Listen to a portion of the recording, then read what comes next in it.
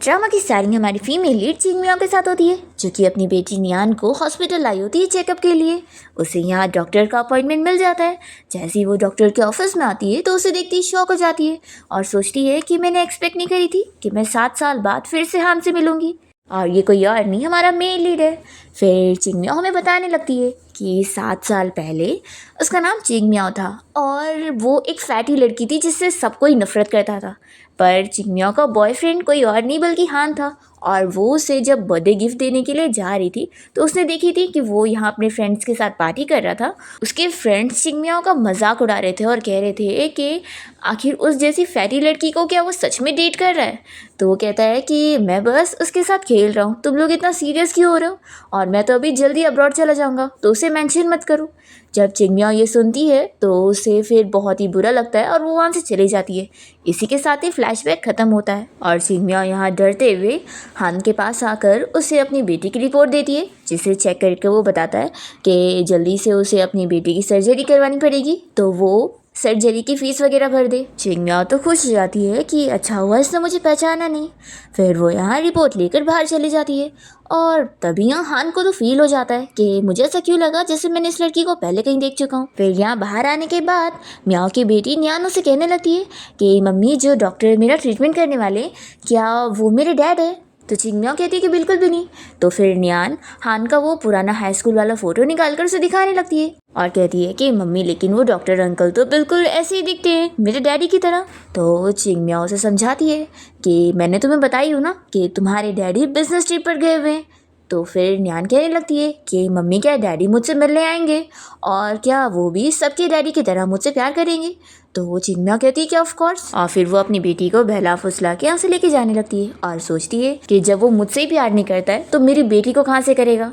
तो अच्छी बात है कि मैं इन्हें एक दूसरे से इंट्रोड्यूस ना करवाऊँ, और वो फिर यहाँ से नियान को लेकर चली जाती है। और तभी यहाँ हान के पास उसका एक फ्रेंड आता है और उसे कहने लगता है कि कल हमारी क्लास रियूनियन पार्टी है और इतने सालों तक तो तुम अब्रॉड में थे, लेकिन अब तुम वापस आ गए हो तो कल तुम्हें चलना पड़ेगा।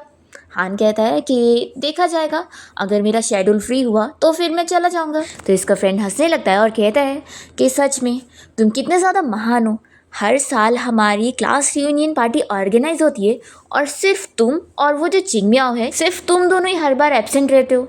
सच में तुम लोग का पता नहीं क्या है, और वैसे इस टूटी हुई पेन को यूज़ करना छोड़ दो, आखिर तुम कितने कंजूस हो, तुम्हें देखकर तो कोई पहचान ही ना पाए कि तुम कितने अमीर फैमिली के हो। और ऐसा बोलकर इसका फ्रेंड यहाँ से चला जाता है। फिर हान इस पेन को देखते हुए चिंग मियाओ के बारे में याद करने लगता है। जब वो लास्ट टाइम उसे छोड़कर चली गई थी तो वो उसके लिए यही पेन रख कर गई थी। हान यहाँ चिंग मियाओ को याद करके उसे फ़ोन लगाने लगता है और सोचता है कि पता नहीं उस दिन के बाद से तुम कहाँ गायब हो गई।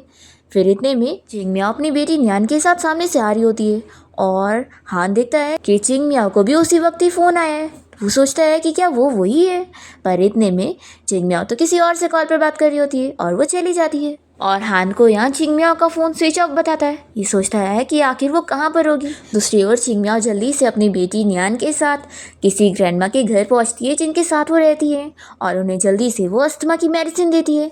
तो जाकर उनकी सांस में सांस आती है और वो कहने लगती है कि तुम नियान का ट्रीटमेंट करवाने के लिए हॉस्पिटल गई थी ना, तो यहाँ पर क्यों आ गई? तो चिंग मियाओ कहती है कि अच्छा हुआ मुझे नेबर ने बता दी थी कि आपकी तबीयत खराब है, नहीं तो अगर मैं यहाँ पर नहीं आती तो आपको कुछ हो जाता। तो देखो, आप मेरी बात मान लो, आपकी कंडीशन और ख़राब होती जा रही है, तो अब आपको भी हॉस्पिटल में जाकर चेकअप करवाना चाहिए। पर ग्रैंडमा इसके लिए नहीं मान रही होती है। फिर ग्रैंडमा नियान को खेलने भेज देती है और वो चिंग मियाओ से कहने लगती है कि तुम बस यहाँ मेरे घर पे रहकर मेरी बेटी की वाइफ बनने का प्रिटेंड कर रही हो, क्योंकि वो तो मर चुका है। तो क्या तुम सच में अपने आप को मेरी डॉटर इन लॉ मान रही हो? तो चिंग मियाओ कहती है कि ये मेरा फ़र्ज़ बनता है आपका ख्याल रखना, क्योंकि आपने मुझे यहाँ पे रहने की जगह दी थी और आपकी फैमिली से ही मैं अपनी बेटी का नाम रजिस्टर करवा के स्कूल पढ़ा पा रही हूँ, और इतने सालों से आपने मेरा और नियान का ख्याल रखा है, तो मैं आपको ऑलरेडी अपनी फैमिली की तरह मानती हूँ। तभी ग्रैंडमा कुछ पैसे लाकर चिंग मियाओ को देने लगती है और कहती है कि ये पैसे लो और जाकर नियान का ट्रीटमेंट करवाओ। तो फिर ये कहती है कि नहीं, मैं ये पैसे नहीं ले सकती हूँ, ये आपके रिटायरमेंट के पैसे, और आप फिक्र मत करो, मैं अपनी बेटी का इलाज करवाने के लिए पैसे जमा कर ही लूँगी। तभी इतने में यहाँ पर चिंगमियाओ की कोई पुरानी फ्रेंड निंग निंग उससे मिलने आई होती है और वो यहाँ चिंगमियाओ के घर आकर उसे इस बारे में बताती है कि कल क्लास रियूनियन पार्टी है। ये सुनते के साथ ही चिंगमियाओ कहती है कि मैं वहाँ पर नहीं जाऊँगी। तो इसकी फ्रेंड कहती है कि तुम्हें पता है हमारे सारे क्लासमेट को ये लग रहा है कि तुम तो मर चुकी हो, तो तुम्हें वहाँ पर चलना चाहिए और सभी को दिखाना चाहिए कि अब तुम कितनी पतली हो चुकी हो और इतनी ब्यूटीफुल भी। तो चिंगमियाओ वहाँ पर जाने के लिए फिर भी मना करती है। तो इसकी फ्रेंड कहती है कि क्या तुम सच में नहीं चलोगी, हान भी कल क्लास रियूनियन पार्टी में आएगा। तो फिर हान का नाम सुनते ही चिंगमियाओ उसके बारे में सोचने लगती है। फिर नेक्स्ट डे हम देखते हैं कि क्लास रियूनियन पार्टी में सभी यहाँ क्लासमेट्स पहुँच जाते हैं और एक लड़की हान के फ्रेंड से इस बारे में पूछने लगती है कि क्या हान अभी सिंगल है। तो वो बताता है कि हान तो हमारे हॉस्पिटल का सबसे सिंगल मैन है। तो फिर लड़की बहुत ही खुश हो जाती है। तभी यहाँ हान पहुँच जाता है तो उसे देखते ही सभी लोग बातें करने लगते हैं और ये जल्दी से उसके पास जाती है और कहती है कि तुम मेरे पास बैठना, पर हान इसे इग्नोर करके अपने फ्रेंड के पास बैठ जाता है। तो फिर श्वान की जो फ्रेंड होती है वो उसे कहने लगती है कि फिक्र मत करो, वो ज़रूर तुम्हारे पास बैठने से शर्मा रहा होगा, और वैसे भी तुम दोनों की फैमिलीज नहीं तो तुम दोनों की ब्लाइंड डेट अरेंज करे हुए ना, तो तुम दोनों तो जल्दी कपल बन ही जाओगे। तभी हान का फ्रेंड इस बारे में पूछने लगता है कि वो चिंगमियाओ क्यों नहीं आई, तुम लोगों को पता है कि वो कहाँ पर है। तो फिर ये सुनते के साथ ही एक लड़की कहती है कि वो फैटी लड़की, मुझे तो अभी तक उसका एम्बैरेसिंग लुक याद है जब वो 800 मीटर की रनिंग रेस कर रही थी। और फिर चिंगमियाओ का मजाक उड़ाकर ये सारी लड़कियां हंसने लग जाती है। तो फिर ये सुनकर हान को गुस्सा आती है और वो इन लोगों से कहता है कि आवाज़ करना बंद करो। तो श्वान जो कि हान को पसंद करती है वो कहने लग जाती है कि हाँ, चिंगमियाओ की बात हमें नहीं करनी चाहिए, वो तो ऑलरेडी मर चुकी है ना। ये सुनकर सभी लोग कहने लगते हैं क्या सच में। तो फिर वो बताती है कि हाँ, 6 साल पहले मैं एक बार हॉस्पिटल गई हुई थी और मैंने वहाँ पर देखी थी कि वो बहुत ही ज़्यादा बीमार थी, शायद उसे कुछ मरने वाली बीमारी हो गई थी और उसकी फैमिली तो गरीब भी थी ना, तो उसके पास थोड़ी ना पैसे होंगे अपना ट्रीटमेंट करवाने के लिए। फिर लोग सच में यही मानकर सोच रहे होते हैं कि लगता है वो सच में मर गई। हान ये सुनकर बहुत ही शौक हो रहा होता है और वो चिंगमियाओ के बारे में याद करने लगता है और फिर यहाँ से पार्टी छोड़कर चला जाता है। तभी हम देखते हैं कि इसी रेस्टोरेंट में चिंगमियाओ भी आई होती है अपने किसी जॉब के काम से। और तभी हम देखते हैं कि यहाँ बाकी क्लासमेट्स के लिए मेल मॉडल्स आ जाते हैं उन्हें सर्व करने, और फिर ये लोग आपस में चिंगमियाओ और हान के बारे में बातें करने लगते हैं। एक लड़की इन सभी को बता रही होती है कि कॉलेज टाइम में मैंने सुनी थी कि हान और चिंगमियाओ दोनों ही 3 सालों के लिए सीक्रेट रिलेशनशिप में थे। ये सुनते के साथ ही शान को गुस्सा आती है कि उस फैटी लड़की के साथ हान रिलेशनशिप में था। फिर बाकी लड़कियां भी कहने लगती है कि हाँ, आखिर उस अगली लड़की को कैसे पसंद कर सकता है। तो हान का फ्रेंड कहता है कि मैं मानता हूँ कि वो फैटी तो थी लेकिन अगली नहीं थी। फिर हम देखते हैं कि चिंगमियाओ कॉल पर बातें करते हुए जा रही होती है और तभी इतने में वो हान से टकरा जाती है और वो उसे गिरने से बचाता है और सोचता है कि इस लड़की की स्मेल बिल्कुल चिंगमियाओ की तरह कैसी है। फिर चिंगमियाओ से दूर होने लगती है पर अपने पैर की मोच की वजह से वो ठीक से खड़ी नहीं पा रही होती है। इतने में यहाँ श्वान आ जाती है और वो चिंगमियाओ से इस बारे में पूछने लगती है कि तुम यहाँ पर क्या कर रही हो। तो वो कहती है कि मैनेजर श्वान, मैं यहाँ प्रेसिडेंट को डॉक्यूमेंट डिलीवर करने आई थी। तो श्वान कहती है कि फिर तुम्हें यहाँ से डॉक्यूमेंट डिलीवर करने के बाद चले जाना चाहिए ना, क्या कल तुम्हें काम पर नहीं जाना है। तो फिर चिंगमियाओ यहाँ से जाने की कोशिश करती है तो हान तुरंत ही उसे रोकता है और कहता है कि तुम्हारे पैर में मोच आई हुई है तो मैं तुम्हें छोड़ देता हूँ। तो ये कहती है कि नहीं नहीं, मैं खुद टैक्सी से चली जाऊंगी। तो भी हान नहीं मानता और वो चिंगमियाओ को उठा कर लेकर जाता है। फिर श्वान को बहुत ज़्यादा गुस्सा आ जाती है कि उसकी आवाज़ देने पर भी हान नहीं रुक रहा है और ये सोचती है कि ज़रूर उसी ने इसे सेड्यूस करी होगी। फिर हान चिंगमियाओ को यहाँ कार में बैठाने के बाद उसकी सीट बेल्ट लगाने में भी हेल्प करने लगता है और फिर उससे पूछता है कि क्या हम दोनों पहले कहीं मिल चुके हैं। तो चिंगमियाओ से कहती है कि आपके पास तो कितने पेशेंट आते होंगे, तो ज़रूर आप मुझे भूल चुके होंगे, मैं अपनी बेटी की हार्ट सर्जरी के लिए आई हुई थी। तो ये हंसकर कहता है कि मैं इतना भी भुलक्कड़ नहीं हूँ, वो मुझे याद है। मैं पूछ रहा था कि क्या उससे पहले से भी हम एक दूसरे को जानते हैं। तो चिंगमियाओ कहती है कि नहीं। फिर हान उससे उसका फ़ोन ले लेता है और उससे पूछता है कि तुम्हारा नाम क्या है। तो फिर चिंगमियाओ उसे अपना झूठा नाम लीवू बताती है। फिर हान उसे अपना नंबर दे देता है और कहता है कि कभी तुम्हें मेरी ज़रूरत होगी तो तुम मुझे कॉल कर सकती हो। तो इसके लिए चिंगमियाओ उसे थैंक्स करती है। फिर इसके बाद हान जब अपने घर आता है तो उसकी मॉम और उसकी सिस्टर उसे पूछने लगते हैं कि आखिर उसकी डेट कैसी गई और क्या उसे श्वान पसंद आई। तो ये कहता है कि मॉम, मैंने कितनी बार बोला हूँ कि आपको मेरे लिए ब्लाइंड डेट अरेंज करने की ज़रूरत नहीं है, मैं अपनी शादी खुद डिसाइड करूँगा। तो फिर हान की मॉम बहुत ही ज़्यादा गुस्सा आने लग जाती है कि तुम इतने बड़े हो गए हो और तुम्हारे आसपास तो तो एक फीमेल मॉस्किटो तक नहीं भटकती है, तो तुम क्या ही लड़की ढूंढ पाओगे। फिर हान की सिस्टर कहने लगती है कि तुम्हारे फ्रेंड ने मुझे बताया था कि कॉलेज टाइम में तुम्हारी कोई गर्लफ्रेंड थी। तो फिर ये सुनते के साथ ही हान की मम कहने लगती है कि इसने अब्रॉड जाने से पहले उस लड़की के साथ ब्रेकअप कर लिया था। फिर हान गुस्सा हो जाता है और कहता है कि मैं अपने रूम में जा रहा हूँ। तो फिर मॉम को गुस्सा आने लगती है कि एक अच्छी लड़की मिल गई थी, उसको भी इसने खो दिया, इसका तो कोई फ्यूचर ही नहीं है। फिर हम देखते हैं कि हान अपने रूम में आने के बाद एक बॉक्स को उठा रहा होता है जिसमें से चिंगमियों की चीज़ें नीचे गिर जाती है और उसके अंदर उसकी डायरी होती है, जिसे देखकर फिर ये उसके बारे में याद करता है और तुरंत ही जाकर अपने किसी फ्रेंड को कॉल करके पता करने के लिए बोलता है कि चिंगमियों सच में ज़िंदा है या फिर वो मर चुकी है। फिर नेक्स्ट डे चिंगमियों जब यहाँ कंपनी पहुँचती है तो सामने उसकी श्वान खड़ी होती है और वो पूछती है कि क्या अब तुम्हारा पैर ठीक है। तो चिंगमियों हाँ कहती है। श्वान कहती है कि ठीक तो होगा ही ना, आखिर मेरा बॉयफ्रेंड एक डॉक्टर जो है तो उसने तुम्हारा ख्याल अच्छे से रखा होगा और तुम्हें छोड़ कर आया होगा। तो बॉयफ्रेंड सुनने के साथ ही चिंगमियाँ सोचती है कि ये और हान साथ हो चुके हैं। फिर शिवानी से कहने लगती है कि चलो अब ये सारे सामान वेयर हाउस तक डिलीवर करके आओ। तो चिंगमियाँ कहने लगती है कि रात के 10 बज रहे हैं और काफ़ी लेट हो चुकी है, मेरी बेटी घर में मेरा वेट कर रही होगी। तो फिर शिवान कहती है कि तुम्हें अपनी बेटी के लिए पैसे जमा करने हैं ना, तो तुम्हें काम करना चाहिए, चुपचाप सही से लेकर जाओ और सोचो अगर तुम नहीं करोगी तो फिर तुम्हें बोनस कैसे मिलेगा और तुम अपनी बेटी का इलाज कैसे करवाओगी।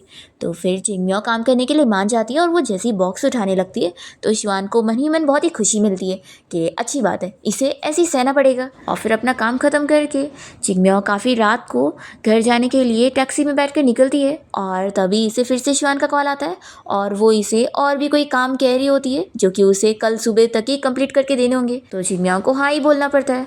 फिर वो जैसी कॉल रखती है तो ड्राइवर उसे कहने लगता है कि लड़की तुम कितना ज़्यादा काम कर रही हो, क्या तुम्हारा हस्बैंड तुम्हें लेने नहीं आया?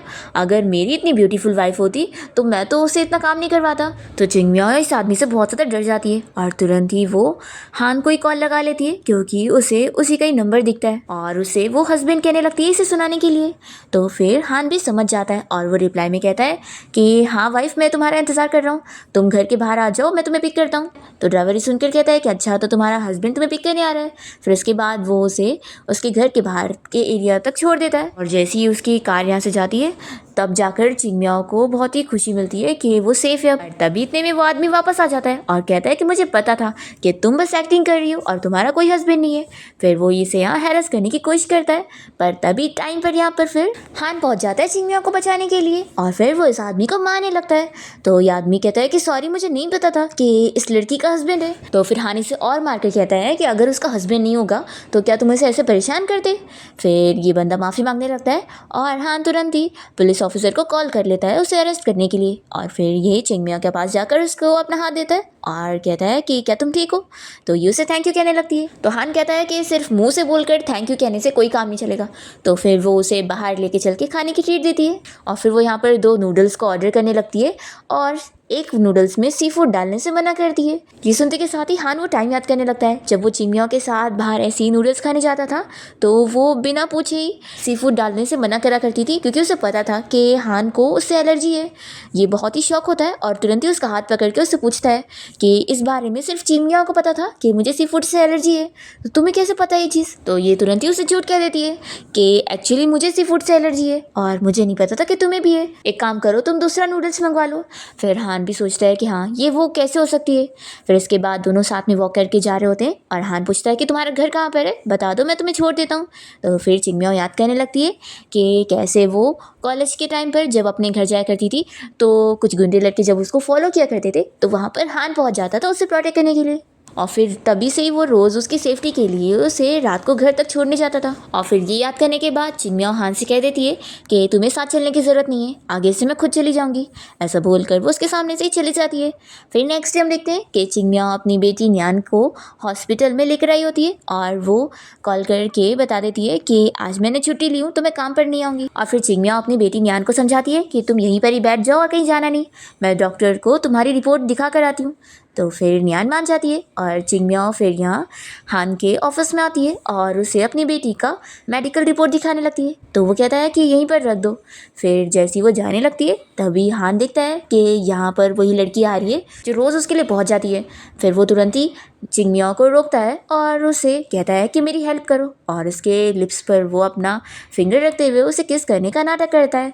और तभी वो लड़की ये देखकर जोर से चिल्लाती है और पूछती है कि आखिर तुम ये क्या कर रहे हो। तो चिंगमियाओ उठने लगती है, पर हान उसे टाइटली हग करके उठने नहीं देता और इस लड़की से कहता है कि ये मेरा फ्री टाइम है, मैं कुछ भी करूँ, तुम जाओ यहाँ से।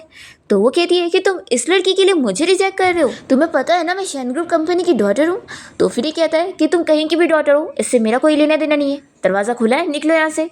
फिर यहाँ पर नर्स ये देखकर बातें करने लगती है कि ये लड़की रोज़ यहाँ पे डॉक्टर हान को परेशान करने पहुँच जाती है और उन्होंने इसे इतनी बार रिजेक्ट कर दिए, फिर भी इस लड़की को समझ नहीं आता। फिर ये लड़की तो यहाँ से गुस्से में चली जाती है और फिर यहाँ पर चिंगमियाओ तो हान को देखे जा रही होती है। तो वो उससे पूछता है कि क्या तुम मेरे ऊपर ऐसी बैठे रहोगी या उठोगी भी। तो फिर वो जल्दी से उठती है और फिर से परवर्ट बोलकर यहाँ से जाने लगती है और सोचती है कि इसके पास पहले से एक गर्लफ्रेंड है, फिर भी दूसरी लड़कियों के साथ हुकअप करता रहता है। तभी हम देखते हैं कि हान की मॉम और सिस्टर यहीं हॉस्पिटल में आए होते हैं और हान की सिस्टर उसकी मॉम को बता रही होती है कि मॉम, मैंने हान को अब तक जितनी भी लड़कियां इंट्रोड्यूस करवाई उसने उन सबको रिजेक्ट कर दिया और उसने बोला कि उसे पतली लड़की नहीं चाहिए, ना ही छोटी। तो हान की मॉम कहती है कि वो अपने लिए गर्लफ्रेंड ढूंढ रहा है या फिर मॉडल को, कहीं ऐसा तो नहीं कि वो अभी तक अपनी उस एक्स गर्लफ्रेंड चिंगमियाओ को भूल नहीं पाया है। तो फिर हान की सिस्टर कहने लगती है कि हाँ मॉम, हो सकता है, लेकिन देखो ना इतने साल हो गए हैं, तो क्या पता उस लड़की की तो शादी भी हो चुकी होगी और बच्चे भी हो चुके होंगे। फिर मॉम बहुत ही अपसेट होने लगती है और विश करने लगती है कि आखिर मुझे एक ग्रैंड डॉटर कब मिलेगी। तभी इतने में न्यान उनसे टकरा जाती है और उनसे सॉरी कहने लगती है। तो फिर मॉम कहती है कि ये तो बिल्कुल हमारे हान की तरह दिखती है ना, देखो। तो फिर सिस्टर को भी लग रहा होता है। फिर वो उसे पूछते हैं कि तुम कितने साल की हो। तो न्यान बताती है कि 6 साल की। फिर हान की सिस्टर कहती है कि मॉम ये तो 6 साल की है, तो ये थोड़ी ना हो सकती है क्योंकि उस टाइम पर तो भाई कॉलेज में था। फिर इतने में न्यान चिंगमियाओ के पास भाग जाती है और उसके साथ चली जाती है। फिर हान की सिस्टर कहती है कि मॉम देखा, वो लड़की किसी और की बच्ची थी, पर फिर भी हान की मॉम विश करे जा रही होती है कि उन्हें सच में एक ग्रैंड डॉटर मिलनी चाहिए। तो फिर ये कहती है कि मॉम आप कुछ ज़्यादा ही शॉर्ट ड्रामा देखने लग गई हो। मॉम कहती है कि मैं सच कह रही हूँ, अगर कोई लड़की आकर मुझे मेरी ग्रैंड डॉटर दे देगी ना, तो फिर मैं उसे अपनी सारी प्रॉपर्टी दे दूँगी। फिर हम देखते हैं कि हान के पास उसका फ्रेंड आता है और उसे चिंगमियाओ की इन्फॉर्मेशन लाकर देता है और बताता है कि उसे कोई बीमारी नहीं थी, उल्टा वो प्रेग्नेंट थी और उसका बेटा हुआ था जो कि मर गया था और फिर उसके बाद वो भी मर गई। तो हान को ये रिपोर्ट देखने के बाद बहुत ही ज़्यादा शौक लग रहा होता है। दूसरी तरफ फिर हम चिंगमियाओ को देखते हैं जो कि अपनी फ्रेंड निंगनिंग से पूछती है कि मैंने जो तुम्हें काम दी थी वो तुमने करी। तो वो कहती है कि हाँ, मैंने ऑलरेडी हान की तरफ फेक रिपोर्ट भिजवा दी हूँ और अब वो बिल्कुल शक नहीं करेगा कि तुम जिंदा हो, उसे अब यही लगेगा कि तुम मर चुकी हो। और फिर चिंगमियाओ की फ्रेंड उसे पूछती है कि वैसे हान तुम्हारे बारे में ये सब पता लगा रहा है, तो तुम्हें नहीं लगता कि वो तुम्हारी केयर करता है। चिंगमियाओ कहती है कि बिल्कुल नहीं, वो मेरी केयर कभी नहीं कर सकता। फिर वो याद करने लगती है वो टाइम जब वो हॉस्पिटल में थी और उसे पता लगा था कि उसके ट्विंस हुए थे, लेकिन उसका जो लड़का था वो तुरंत ही मर गया। तो फिर वो बहुत ही ज़्यादा रोने लग गई थी और नर्स ने उसे सजेस्ट करी थी कि उसे अपने बच्चे के डैड को इस बारे में ज़रूर बताना चाहिए। तो फिर उसने हान को कॉल लगाई थी, पर हान ने उसका कॉल कट कर दिया था और ये कह दिया था कि वो दोबारा उसे फ़ोन ना करे, और फिर वो रोने लग गई थी। इसी के साथ ही फ्लैशबैक यहाँ पर ख़त्म हो और उसके बाद फिर वो रोने लग गई थी। अब यही सब याद करके चिंगमियाओ अपनी फ्रेंड निंगनिंग से कहती है कि मेरी और उसकी बिगनिंग भी कुछ खास नहीं, कि मेरी और उसकी स्टोरी कोई खास नहीं थी, वो बस मेरे साथ खेल रहा था। वो आखिर इतना फेमस बंदा मेरी जैसी फैटी लड़की के साथ क्यों ही सच्चा प्यार करता, यही सोचकर वो अपसेट होती है। फिर नेक्स्ट सीन में हम देखते हैं कि हान अपनी साइकेट्रिस्ट के पास ट्रीटमेंट करवाने गया होता है और वो यहाँ से हिप्नोटाइज करने के बाद उससे पूछ रही होती है कि क्या तुम उस लड़की को लाइक करते हो, क्या तुम मुझे बताओगे कि वो कैसे टाइप की है। तो फिर ये बताने लगता है कि वो एक फैटी सी ऑर्डिनरी लड़की है जो कि बहुत ही स्टूपिड भी है।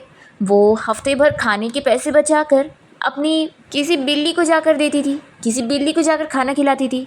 तो डॉक्टर कहती है कि लगता है फिर वो बहुत ही अच्छी लड़की है। तो कहता है कि अच्छी है कि स्टूपिड ज़्यादा है। वो खुद हफ्ते भर बंस खाकर पैसे बचाया करती थी और मुझसे कोई एक्सपेंसिव गिफ्ट भी नहीं लेती थी।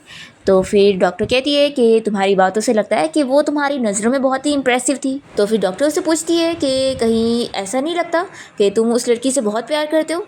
तो फिर ये सपने से जाग जाता है और डॉक्टर से कहता है कि ऐसा हो ही नहीं सकता, हम लोग बस कुछ रीज़न की वजह से साथ थे। तो डॉक्टर से कहती है कि तुम अपनी फीलिंग्स उस लड़की के लिए एडमिट नहीं कर पा रहे हो इस वजह से क्योंकि तुम्हारे भाई की मौत तुम्हें बचाते हुए हो गई थी, तो तुम्हें गिल्टी फील हो रहा है और तुम अपने आप को ब्लेम करने लग गए हो और अपने आप को पनिश कर रहे हो हो कि तुमसे कोई प्यार नहीं कर सकता, इसलिए तुम अपने प्यार को अपने से दूर कर रहे हो। फिर यहाँ पर हान और हैंडल नहीं कर पाता और अपनी डॉक्टर को बाय बोलकर चला जाता है। फिर वो जब कार ड्राइव कर रहा होता है तो अचानक से उसकी कार के सामने न्यान आ जाती है। तो तुरंत ही वो कार से बाहर निकलता है और उससे पूछता है कि क्या तुम ठीक हो। फिर यहाँ पर चिंगमिया भी आ जाती है और वो अपनी बेटी की केयर करने लगती है और कहती है कि तुम्हें कुछ चोट तो नहीं आई। फिर न्यान तुरंत ही हान से माफ़ी मांगती है कि सॉरी अंकल, मुझे कार के सामने अचानक से नहीं आना चाहिए था। फिर चिंगमिया भी उसे सॉरी कहकर अपनी बेटी को लेके जाने लगती है।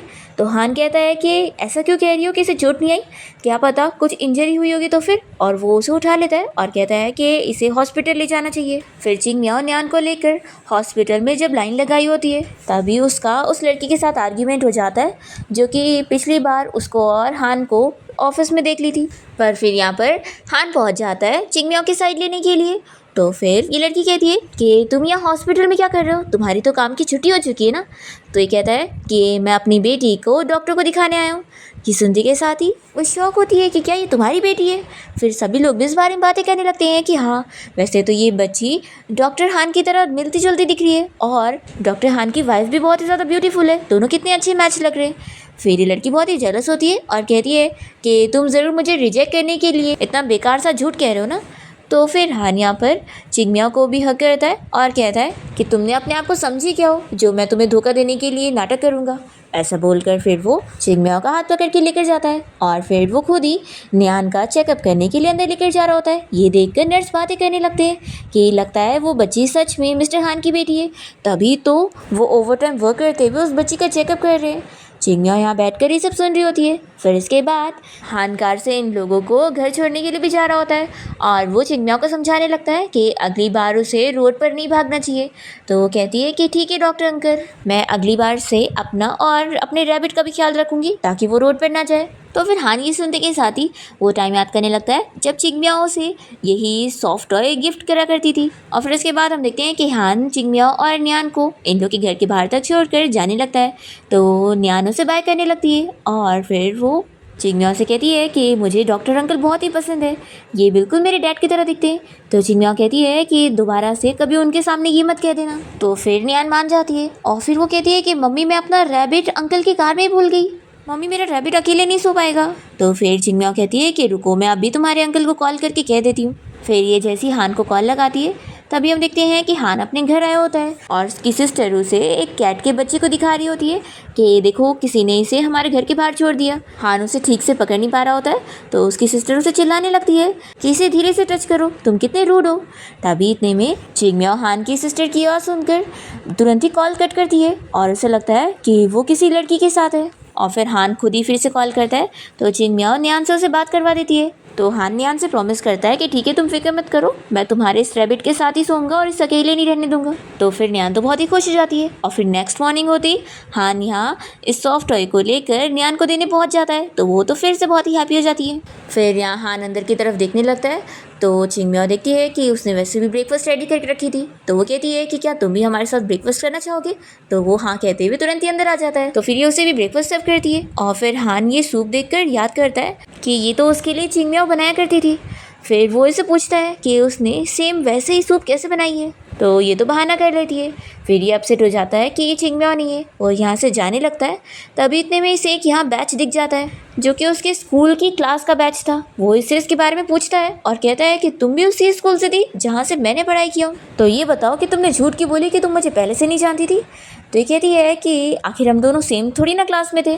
तो हान कहता है कि झूठ मत बोलो, ये बैच स्पेशली मैंने अपनी क्लास के लिए बनाया था। तो अब तुम्हारा झूठ पकड़ा गया है, तुम मुझे सच बताओ। तो फिर ये कहती है कि ठीक है मैं तुम्हें सच बताती हूँ, मैं उन सारी लड़कियों में से एक थी जो कि तुम्हें बहुत ही पसंद किया करती थी और तुम मेरे क्रश थे, लेकिन मैं सबकी तरह ऑर्डिनरी थी और तुम तो कितने महान थे ना।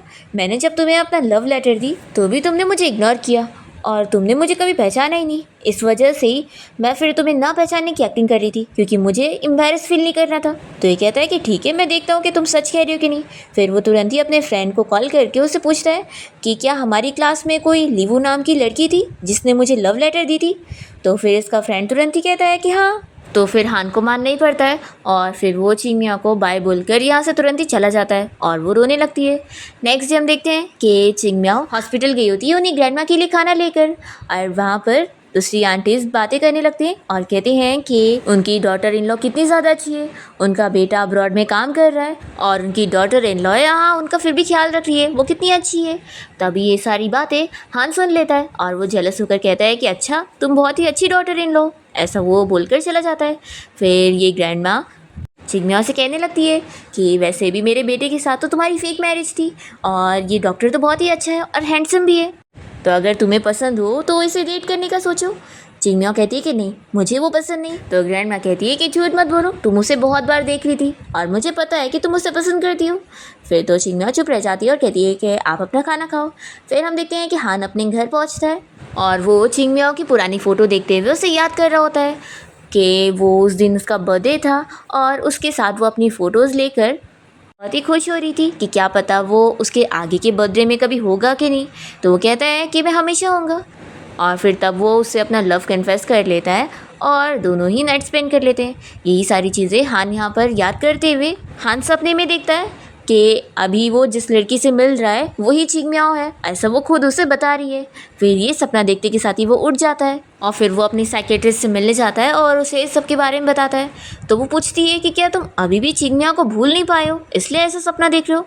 तो फिर वो कहता है कि एक्चुअली मैंने चिंगम्याओ को डेट करना इसलिए स्टार्ट किया था क्योंकि उसने मेरा फाइटिंग का वीडियो बना ली थी और तब मेरे भाई की मौत हो चुकी थी, तो मैं नहीं चाहता था कि मेरी मॉम को पता चले कि मैं फ़ाइट वगैरह कर रहा हूँ। तो फिर मैं उसकी धमकी पर उसकी धमकी देने पर मैं उसे डेट करने के लिए मान गया था ताकि फिर वो इस बारे में किसी को ना बताए। हान कहता है कि मुझे लगता है कि मैं किसी से प्यार कर ही नहीं सकता, तो बेहतर होगा कि मैं उस लड़की से दूर रहूँ। फिर हान को स्कूल से टीचर की कॉल आती है और वो उसे स्कूल आने के लिए कहती है कि उसके नीफ्यू ने यहाँ किसी लड़की के साथ फाइट करा है। तो फिर हान यहाँ स्कूल पहुँचता है और उसे पता लगता है कि उसके इस नीफ्यू शाओ ने हान का बाल खींचा होता है, तो उसने इसे थोड़ा सा मार दी होती है, इस वजह से दोनों का झगड़ा हो गया होता है।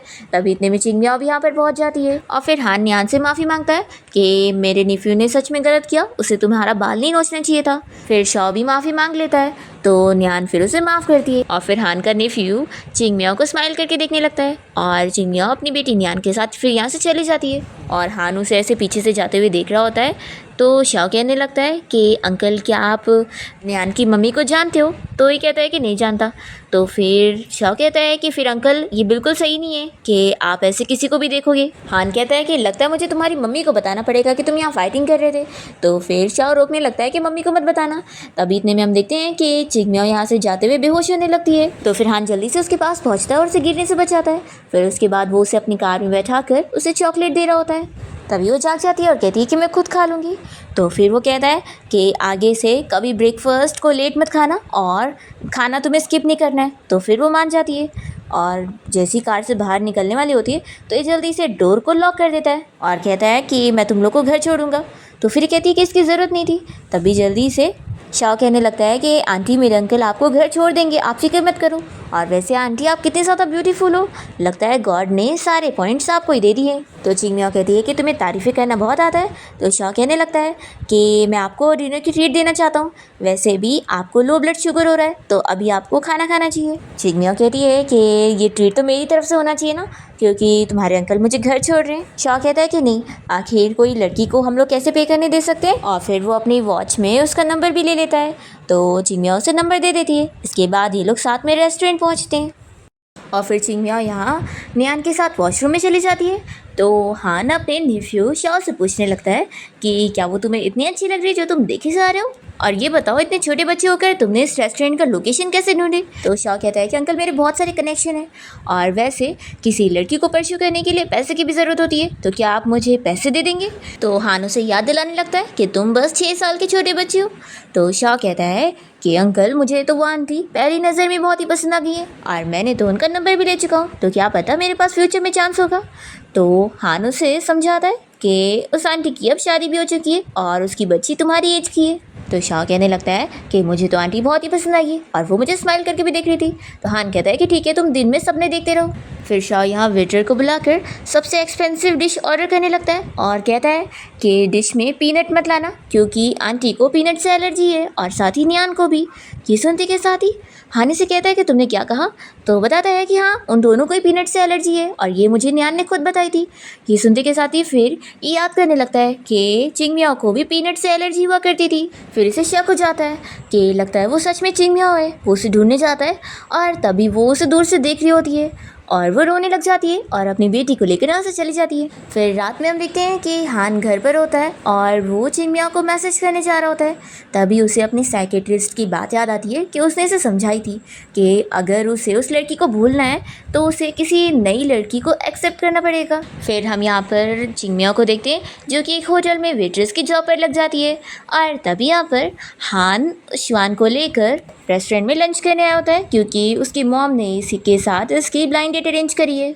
तो हान को इसके साथ लंच करना ही पड़ रहा होता है और तभी यहाँ पर चिंगमियाओ वेट्रेस की जॉब कर रही होती है। तो श्वान से कहने लगती है कि क्या कंपनी की सैलरी तुम्हें कम पड़ती है जो यहाँ पर भी काम करने आ गई? अरे हाँ, तुम्हारे पास तो हस्बैंड नहीं है और तुम्हारी बेटी के पास दिल की बीमारी है, इसलिए तो तुम्हें पैसों की कमी होगी। चिंगमियाओ कहती है कि हाँ, पैसों की कमी है, तो अगर तुम देना चाहती हो तो बताओ, टिप दोगी? तो फिर श्वान बहुत ही ज़्यादा गुस्सा हो जाती है और तभी हान उसे चुप बैठने बोलता है। तो फिर उसे बहुत ही गुस्सा आती है कि वो बार बार चिंगमियाओ की साइड लेता रहता है। तो फिर वो लंच करने के बाद यहाँ न्यान के पास आ जाती है और उसके ऊपर जानबूझ के कलर गिरा देती है और कहती है कि चलो मैं ये कलर दिलाने में तुम्हें हेल्प कर देती हूँ और उसे वॉशरूम लेकर जाने का बहाना करते हुए उसे एक रूम में जाके लॉक कर देती है जो कि कोल्ड स्टोरेज रूम होता है।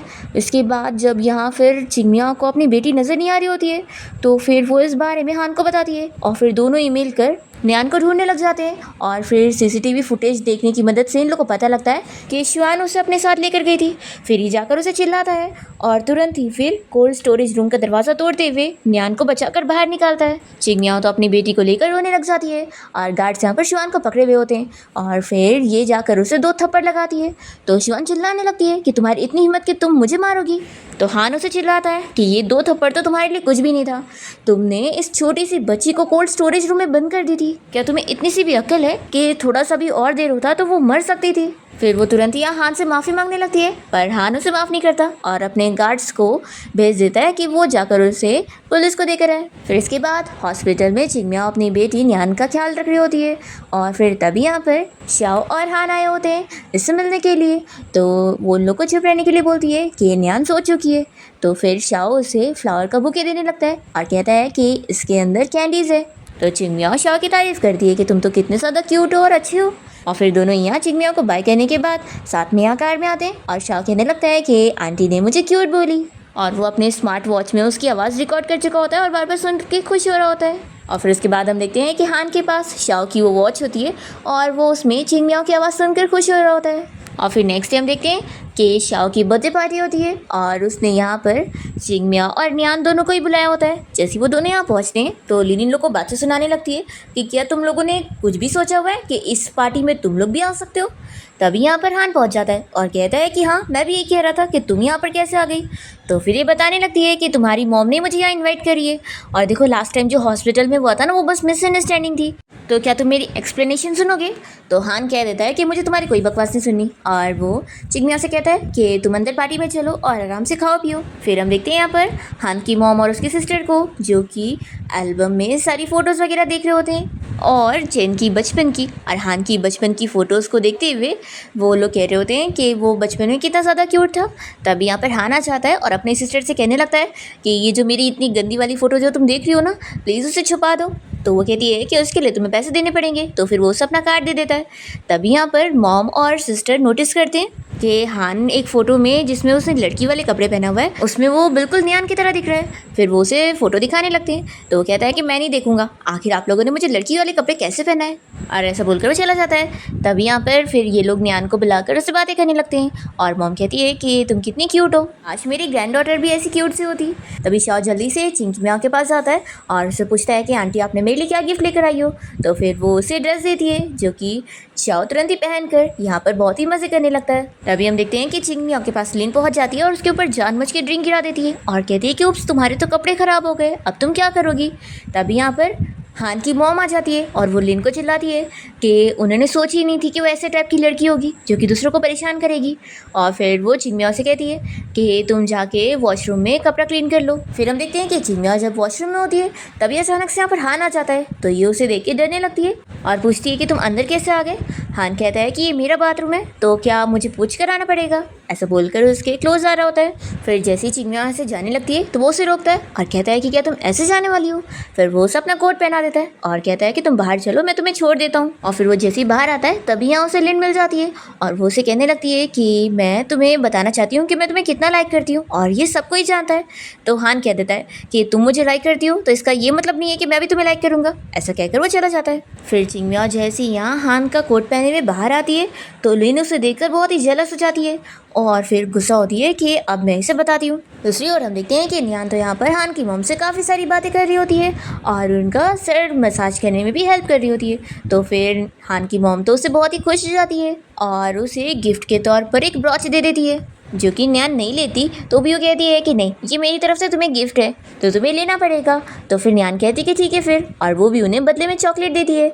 तो फिर हान की मॉम और खुश होती है और कहती है कि जाओ अब तुम खेलो।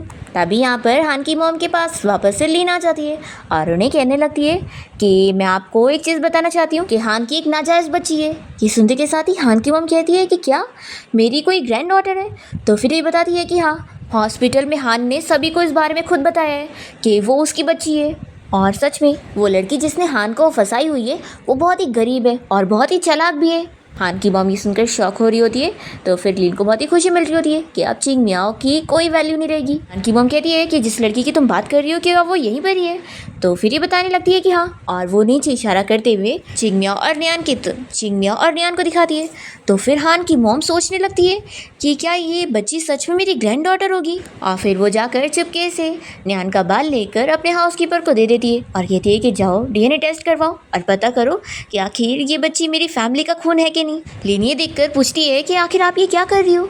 तो फिर हान की मॉम कहने लगती है कि तुम्हें क्या लगा था कि मैं उस बच्ची को यहाँ से निकालूंगी? बिल्कुल भी नहीं, उल्टा मैं तो बहुत ज़्यादा खुश हूँ कि मेरी बेटी की कोई बच्ची है। मैं तो उसे एक्सेप्ट करने वाली हूँ और उस लड़की को भी।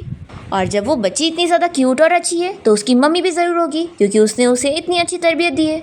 तो सोचना भी मत कि मैं तुम जैसी चालाक लड़की की बातों में आऊँगी। ऐसा बोलकर हान की मॉम चली जाती है और लिन को शौक लगता है और फिर हान चिंगमियाओ और नियान को लेकर उन लोग के घर तक छोड़ने जाता है। तभी चिंगमियाओ हान से कहने लगती है कि अब काफ़ी रात हो चुकी है तो तुम अपने घर जाओ। तो हान कहता है कि तुम मुझे यहीं से ही भगा दे रही हो, क्या थोड़ा देर घर में बैठने भी नहीं दोगी? तभी नियान कहने लगती है कि अंकल मैं आपके लिए मिल्क टी बनाऊंगी तो आप घर पे चलो। तो ये सुनते के साथ ही हान कहता है कि अब ये छोटी सी प्यारी सी बच्ची मुझे इतना सिंसियरली इन्वाइट कर रही है तो फिर मैं थोड़ा देर बैठ ही जाता हूँ। और फिर लोग जैसे घर के अंदर जाते हैं तो नियान बताने लगती है कि मम्मी घर में पूरी लीकेज हो गई है। तभी घर का ये हाल देखते हुए हान इन लोग से कहता है कि तुम लोग मेरे साथ मेरे घर पे रहोगे। और फिर वो इन्हें अपने घर पे ले आता है और नियान को सुलाने के बाद वो वहीं पर ही बैठा होता है। तभी वो नींद में उससे डैडी डैडी कहने लग जाती है। तो कहता है कि फिक्र मत करो, मैं यहीं पर ही हूँ। तभी इतने में चिंगमियाओ यहाँ पर आकर ये सब देख रही होती है और फिर वो हान के पास आकर बैठती है और कहती है कि सॉरी, ये शायद अपने डैडी को बहुत मिस कर रही है तो इसने तुम्हें डैडी समझ ली। तो ये कहता है कि कोई बात नहीं, मैं भी जब अपने भाई को मिस किया करता था तो ऐसे ही बिहेव करता था। तो चिंगमियाओ पूछती है कि क्या तुम्हारे लिए तुम्हारा भाई बहुत इंपॉर्टेंट था? तो फिर हान अपने भाई के बारे में बताने लग जाता है। तो चिंगमियाओ उसे कंफर्ट करने लगती है और उसे समझाती है कि उसे पास्ट में गए हुए लोगों को अब भूल जाना चाहिए और लाइफ में आगे बढ़ना चाहिए। फिर ये सुनने के बाद हान यहाँ चिंगमियाओ के नज़दीक आ जाता है और उसके फोरहेड पर किस करता है। इतने में नियान जाग जाती है और पूछने लगती है कि मम्मी आप और अंकल साथ में क्या कर रहे थे? तो फिर दोनों यहाँ बहुत ही शाय होने लगते हैं और फिर हान जल्दी से बहाना बनाकर नियान को बताता है कि तुम्हारी मम्मी की आंखों में कुछ चला गया था तो मैं बस साफ कर रहा था। तो चिंगमियाओ भी कहने लगती है कि हाँ अंकल बस मेरी हेल्प कर रहे थे। फिर हान कहता है कि तुम पानी लाने जा रही थी ना तो जाओ। तो फिर वो जल्दी से चली जाती है और नियान कहने लगती है कि अंकल अब मुझे नींद नहीं आ रही है और आपको मुझे अब स्टोरी सुनाना पड़ेगा। तो फिर हान उसे स्टोरी सुनाने लग जाता है। तभी इतने में वो कहती है कि आप क्या मेरी मम्मी की हाई स्कूल वाली फ़ोटोज़ देखना चाहते हो? और वो उसे एक फ़ोटो दिखाती है। और तभी इतने में चिंगमियाओ यहाँ पानी लेकर पहुँचती है और वो देखती है कि हान उसकी फ़ोटो देखने जा रहा है। तो वो जल्दी से अपनी फ़ोटो लेने को जाती है और ये देखकर खुश हो जाती है कि उस फ़ोटो में उसका फेस किसी ने स्क्रैच कर दिया है तो नज़र नहीं आ रहा है साफ साफ। फिर इसके बाद चिंगमियाओ यहाँ से बाहर आ जाती है और तभी हान आकर उसे पूछने लगता है कि क्या तुम मुझे अपनी पुरानी फ़ोटोज़ नहीं दिखाओगी? मैं देखना चाहता हूँ तुम पहले कैसे दिखती थी। तो ये कहती है कि पहले मैं कैसे दिखती थी इसका तुमसे कोई लेना देना नहीं है। तो फिर ये कहता है कि मैं तुमसे एक क्वेश्चन पूछना चाहता था कि क्या सच में तुम्हारे पास कोई हस्बैंड है? तो कहती है कि हाँ है, और वो अब्रॉड में। तो कहता है कि ऐसा हो ही नहीं सकता। अगर तुम्हारा हस्बैंड होता तो फिर तुम्हें इतना काम नहीं करना पड़ता अपनी बेटी का इलाज करवाने के लिए। तो मुझे सच बताओ, तुम्हारा कोई हस्बैंड नहीं है ना? फिर चिंगमियाओ कुछ बहाना नहीं कर पाती और यहाँ से चली जाती है। और हान सोचता है कि शायद मैंने सही एक्सपेक्ट करा हूँ। और फिर नेक्स्ट हम देखते हैं कि न्यान यहाँ शाओ के घर पे उसके साथ खेलने के लिए आई होती है, और वो हान की मॉम से कहने लगती है कि कहीं आप मुझसे परेशान तो नहीं हो जाएंगे ना? तो वो कहती है कि नहीं, तुम तो यहाँ रोज़ आओ तो हम लोग खुश होंगे। तब इतने में लिन यहाँ पर हान की मॉम से मिलने आई होती है और कहती है कि मैं शाओ के लिए स्ट्रॉबेरी केक लेकर आई हूँ और आप लोगों के लिए भी। हान की सिस्टर तुरंत ही कह देती है कि हम लोगों को स्ट्रॉबेरी केक बिल्कुल पसंद नहीं है। फिर इतने में हाउसकीपर डीएनए टेस्ट रिपोर्ट लाकर हान की मॉम को दे देता है, और फिर वो लोग जब रिपोर्ट देखते हैं तो शॉक हो जाते हैं कि इसमें लिखा है कि न्यान उनकी बेटे की बच्ची नहीं है, उन लोग का कोई खून का रिश्ता नहीं है। तो लिन सोचने लग जाती है कि उसने खुद ही तो डीएनए टेस्ट रिपोर्ट बदली है। फिर हान की मॉम कहती है कि अगर इस बच्ची के साथ मेरा कोई खून का रिश्ता नहीं है तो क्या हुआ, मैं फिर भी इसे अपनी ग्रैंड डॉटर की तरह मानूंगी और इसके नाम पर अपनी कुछ प्रॉपर्टी वगैरह करूंगी। तो ये सुनते के साथ ही लिन बहुत ही गुस्सा हो जाती है और कहती है कि आखिर आप इस नाजायज बच्ची के लिए इतना कुछ क्यों कर रही हैं? तो हान की मॉम इसे चिल्लाती है और कहती है कि आखिर तुम हो कौन, एक आउटसाइडर होकर हमारी फैमिली मैटर में मत घुसो, और वो इसे यहाँ घर से बाहर निकलवा देती है। और फिर हान की मॉम यहाँ न्यान को बहुत सारे गिफ्ट ऑफर करी होती है और कहती है कि वैसे इनमें से तुम कुछ भी ले सकती हो। तो न्यान कहती है क्या सच में? और फिर वो एक बॉक्स चुनती है और कहती है कि मुझे ये चाहिए। तो हान की मॉम उसे दे देती है और वो सोचती है कि आखिर इसने सिर्फ ये बॉक्स ही क्यों चुनी। फिर दूसरी तरफ हम देखते हैं कि चिंगमियाओ के घर पे उसका कोई फ्रेंड आया होता है उसका घर रिपेयर करने में हेल्प करने के लिए। तभी यहाँ चिंगमियाओ के दरवाजे पर कोई नॉक करता है और वो देखती है कि यहाँ पर हान आया हुआ है। वो उसे यहाँ कोई नए घर की प्रॉपर्टी डॉक्यूमेंट दे रहा होता है और कहता है कि ये घर सही नहीं है तो तुम वहाँ पे रह लो। तो ये साफ मना कर देती है कि मुझे ये नहीं चाहिए और मेरा हस्बैंड अभी घर पर आया है तो तुम यहाँ से जाओ। तो ये कहता है कि सच में क्या तुम्हारा हस्बैंड है? ती कहती है कि तुम्हें बिलीव करना है तो करो वरना मत करो। तो हान इसे रोकता है और वो चिंगमियाओ से कहने लगता है कि आखिर तुम किसी और लड़के को क्यों ढूंढ रही हो? मुझे पता है तुम्हारा कोई हस्बैंड नहीं है और अगर तुम्हें अपने आप को सेटिस्फाई करने के लिए कोई चाहिए तो मैं हूँ ना। ऐसा बोलकर वो उसे फोर्सली किस करने लगता है। चिंगमियाओ उसे दूर करने की कोशिश करती है तो वो नहीं हो रहा होता है तो ये उसे थप्पड़ लगाती है। फिर तभी चिंगमियाओ का फ्रेंड बाहर आ जाता है और वो हान से कहता है कि मैं चिंगमियाओ का हस्बैंड हूँ और वो उसे पूछता है कि ये कौन है। तो चिंगमियाओ कहती है कि कोई फालतू इंसान है और वो अपने फ्रेंड के साथ घर के अंदर चली जाती है। तो बेचारा हान बहुत ही अपसेट हो जाता है और वो बार में जाके ड्रिंक करने लगता है। फिर नेक्स्ट डे हम देखते हैं कि चिंगमियाओ यहाँ फ्लाईओवर बांटने की एक्स्ट्रा पार्ट टाइम जॉब कर रही होती है। तभी यहाँ पर उसका फ्रेंड उसके पास आया होता है और उसे कहता है कि उसे इतना काम करने की ज़रूरत नहीं है। तभी अचानक से वो यहाँ बेहोश हो जाती है। फिर वो उसे लेकर तुरंत ही हॉस्पिटल पहुँचता है और हम देखते हैं कि फिर हान जब यहाँ चिंगमियाओ को देखता है तो वही उसका सर्जरी करता है। और फिर जब चिंगमियाओ को होश आ जाता है तो हान उसे देखने के लिए जाता है और देखता है कि पहले से ही यहाँ पर उसका फ्रेंड उसकी केयर कर रहा है। तो इसे तो लग रहा होता है कि वो उसका हस्बैंड है। तो ये अपसेट होकर चला जाता है और फिर चिंगमियाओ को गुड न्यूज़ मिलती है कि उसके सारे प्रोडक्ट को किसी अमीर बंदे ने खरीद लिया और काफ़ी हाई प्राइस में खरीदा तो उसको बहुत फ़ायदा हुआ है। और वो कोई और नहीं बल्कि हान होता है और वो उसकी उस प्रोडक्ट को घर ले आता है। जब उसकी सिस्टर ये देखती है तो समझ जाती है कि ये तो वही चीज़ है ना जो चिंगमियाओ बेचती है। लगता है तुम उसे लाइक करते हो ना, तभी तो तुम उसकी इतनी हेल्प कर रहे हो। तो फिर ये अपनी सिस्टर को बताता है कि हाँ मैं उसे लाइक करता हूँ। तो इसकी सिस्टर कहती है कि सच में उसका तो हस्बैंड है ना, लेकिन तो क्या तुम उसके हस्बैंड और उसके बीच में आकर मेल मिस्ट्रेस बन रहे हो? तभी इतने में यहाँ पर हान की मॉम आ जाती है और कहने लगती है कि कौन मेल मिस्ट्रेस बन रहा है। जल्दी से हान अपनी सिस्टर के साथ मिलकर बहाना बनाता है और अपनी मॉम को पता नहीं लगने देता और झूठ कह देता है कि उसका कोई फ्रेंड है जो कि किसी का घर खराब कर रहा है और मेल मिस्ट्रेस बन रहा है। तो फिर मॉम कहने लगती है कि ऐसे लड़के बहुत ही खराब होते हैं, अगर मेरा बेटा ऐसे काम करेगा ना तो मैं उसे खूब मारूंगी। ये सुनते के साथ ही फिर हान डरने लगता है और फिर इसके बाद हान अपने फ्रेंड्स लोग से मिलने गया होता है और उनमें से उसका जो एक फ्रेंड है उसी के नाम पर उसने मेल मिस्ट्रेस बनाया हुआ था और इस बारे में उसे उसकी मॉम से पता लग गया था। तो वो बेचारा यहाँ सभी को कह रहा होता है कि इसने खुद अपना इल्ज़ाम मुझ पर डाल दिया। तभी हान की कोई पुरानी क्लासमेट उसे देखती पहचान जाती है और वो बताने लगती है कि क्या तुमने मुझे पहचाना, मैं लीवू हूँ, मैंने तुम्हें लव लेटर भी दिया था हाई स्कूल टाइम में, मैंने तुम्हें हाई स्कूल टाइम में लव लेटर भी दिया था और मैं तुम्हें बहुत पसंद करती थी। तो हान को ये सुनकर शौक लगता है कि लीवू तो ये है। फिर वो उससे पूछता है कि क्या तुम चिंगमियाओ के बारे में जानती हो? तो ये बताती है कि हाँ, उससे मैं 3 साल पहले ही मिली थी और उसकी एक बच्ची भी है और तुम्हें पता है वो तो अब बहुत ही पतली भी हो चुकी है और पहले से काफ़ी ज़्यादा ब्यूटीफुल है। ये सुनते के साथ ही हान बहुत ही ज़्यादा शॉक होने लगता है और फिर उससे पूछता है कि क्या उसकी बच्ची का नाम नियान है। तो ये कहती है कि हाँ यही नाम है। फिर हान को पूरी तरीके से कंफर्म हो जाता है कि वो ही चिंगम्याओ है।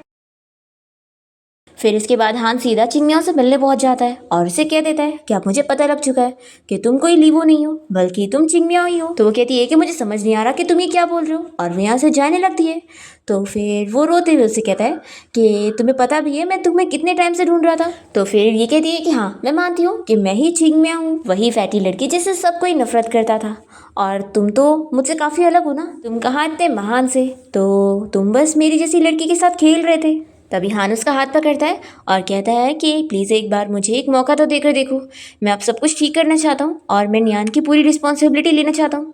तो ये कहती है कि रिस्पॉन्सिबिलिटी लेने की ज़रूरत नहीं है क्योंकि वो तुम्हारी बच्ची नहीं है और उसका तुमसे कोई लेना देना नहीं है। ऐसा बोलकर वो चली जाती है। तभी हान देख लेता है कि चिंगम्याओ को एक कार हिट होने वाली है तो जल्दी से उसे बचा लेता है। तभी इतने में फिर चिंगम्याओ को हॉस्पिटल से कॉल आती है और फिर पता लगता है कि उसकी बेटी बीमार हो गई है। फिर वो तुरंत ही इसके साथ हॉस्पिटल पहुंचती है और डॉक्टर बताता है कि उसकी बेटी को ब्लड की ज़रूरत है और वो खुद ब्लड नहीं दे सकती क्योंकि उसका उसके साथ ब्लड रिलेशन है। तभी हान कहने लगता है कि मैं ब्लड दे देता हूँ।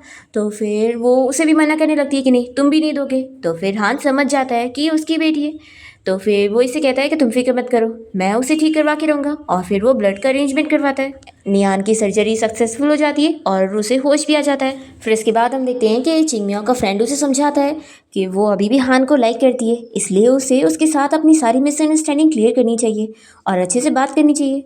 तभी यहाँ पर हान से मिलने आया ही होता है। तो फिर ये बाहर आ जाती है और फिर वो उसे बताती है कि उसने उसकी सारी बातें सुन ली थी जब वो कह रहा था कि वो उसे पसंद ही नहीं करता है और वो बस उसके साथ खेल रहा था, इसलिए अब वो उसके ऊपर कभी बिलीव नहीं करने वाली है। और फिर ऐसा कहकर वो अंदर चली जाती है। हान यहीं पर ही नील डाउन करके उसे कहने लग जाता है कि वो सब झूठ था, वो रियल नहीं था। एक्चुअली तभी मेरे भाई की मौत हुई थी और मैं उसे एक्सेप्ट नहीं कर पा रहा था और मैं ट्रॉमा में चला गया था। मुझे बस ऐसा लग रहा था कि मेरे पास कोई भी नहीं होना चाहिए और मैं किसी से प्यार कर ही नहीं पाऊंगा, इसलिए मैं तुम्हें अपने आप से दूर कर रहा था। और मैं तुम्हें प्रूफ दे सकता हूँ कि मैं तभी भी तुमसे बहुत लाइक करता था। नियान ने बॉक्स लेकर आई है ना तुम्हारे घर पे, उसके अंदर तुम देख सकती हो, उसके अंदर सारा प्रूफ है।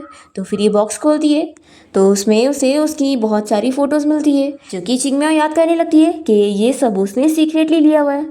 फिर वो उसे बाहर से अपनी सारी चीज़ें बता रहा होता है और फिर चिंगम्याओ समझ जाती है कि वो सच कह रहा है। फिर वो रोते हुए बाहर आती है और दोनों ही एक दूसरे को हग करते हैं। हान कहने लगता है कि क्या अब तुम अपने उस हस्बैंड से डिवोर्स लेकर मुझसे शादी करोगी, मैं अब तुम्हारे साथ ही रहना चाहता हूँ। तो ये कहती है कि मेरा हमेशा से एक ही हस्बैंड था और वो सिर्फ तुम थे। और फिर वो उसे किस करने लगती है और दोनों साथ अच्छा टाइम स्पेंड करते हैं। और फिर फाइनली हम देखते हैं कि हान और चिंगम्याओ की वेडिंग हो जाती है और हान की फैमिली तो बहुत ही ज़्यादा खुश होते हैं चिंगम्याओ को अपने घर लाकर। कि मॉम कहती है कि काश मुझे पहले ही पता लग गया होता कि तुम ही मेरी डॉटर इन लॉ, चलो लेकिन फाइनली अब तुम यहाँ पर आई गई हो। फिर यहाँ पर शॉ कहने लगता है कि अंकल आपने आंटी से शादी तो कर ली हो, लेकिन अगर आपने कभी उन्हें बुली करे और उनकी आंखों में आंसू लाए तो फिर मैं इन्हें आपसे छीन लूँगा। हान कहता है कि छोटे बच्चे होकर तुम बहुत बड़ी बड़ी बातें करते हो, लेकिन मैं ये मौका तुम्हें कभी नहीं दूंगा, ठीक है। और फिर वो जाकर श्याओ को यहाँ हील्स पहनाने लगता है और उन दोनों को ऐसे साथ देखकर सभी लोग बहुत ही खुश हो रहे होते हैं। और हान चिंगम्याओ से कह रहा होता है कि तुम मेरी प्रिंसेस हो। तभी यहाँ पर न्यान आ जाती है और कहती है कि डैडी अगर मम्मी प्रिंसेस है तो फिर मैं क्या हूँ। तो हान कहता है कि तुम भी डैडी की लिटिल प्रिंसेस हो। और इसी के साथ इस ड्रामा की हैप्पी एंडिंग यहाँ पर हो जाती है।